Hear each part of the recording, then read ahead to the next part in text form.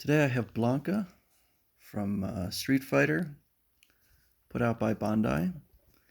Blanka was definitely never my favorite character. I used to play Street Fighter 2 back in college, and he always irritated me because he would just pull out that lightning or the electricity, and I'd come in close, try to hit him.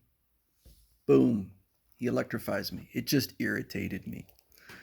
Also, I felt like he was a little bit odd for the series.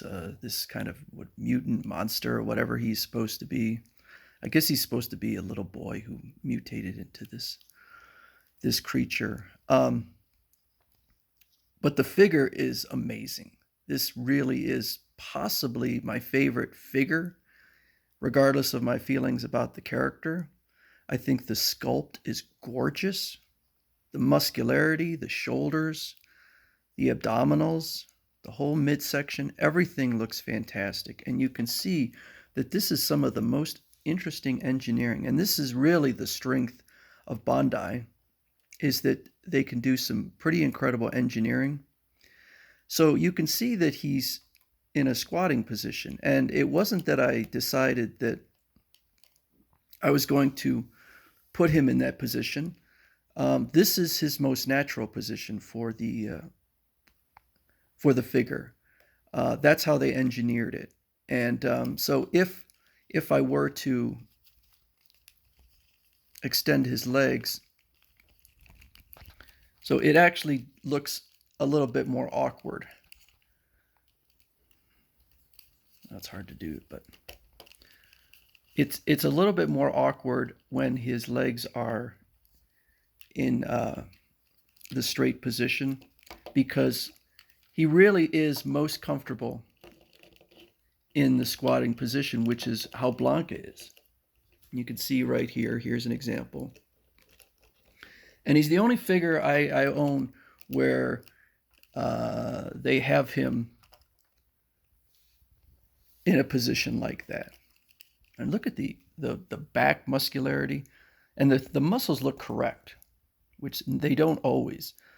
But whoever did this understood human anatomy better than some of the other sculptors.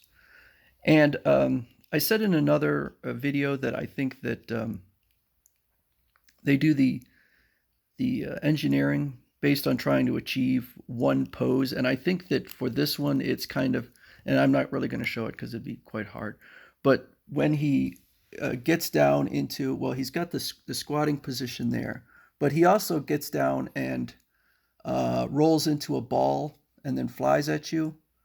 And let me see, is there an example of that? Well, there he is getting ready to do it. But this figure can really kind of crunch up into a ball. So he's got a lot of neck articulation, abdominal articulation. It's not perfect, but that would be darn near impossible for it to do that.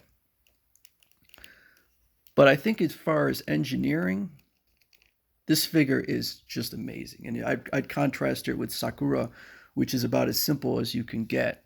I do like the Sakura figure, but this one really went all out in the engineering. He's got his little ankle chains, not chains, but it looks like he was chained up and broke his chains. So I'd say this is probably, I would assume, Street Fighter 2 version. If I look at Street Fighter 5, he's a lot more hairy. So all the hair on his head and chest and forearms seem to have grown significantly. And so he came out in 2019, so that at this point it's about 3 years ago. I wish they'd make more, but who knows if they're going to. Oh, let's see. So here he is on Amazon for $125. I want to say that the figure was more in the $50 to $60 range. I think that's what I paid for it. So it's another figure that's gone up. And as I always say, I don't know if anyone's paying that price. It could be a third-party seller going for it all. But if if that's the price that's out there, because that would be the best price, that means that it's hard to get probably. So these figures, they come out and then they disappear within a few years, and you can't get them anymore. Some of them you can. Well, there's Bison, $82. That's not crazy, although I didn't really like the figure.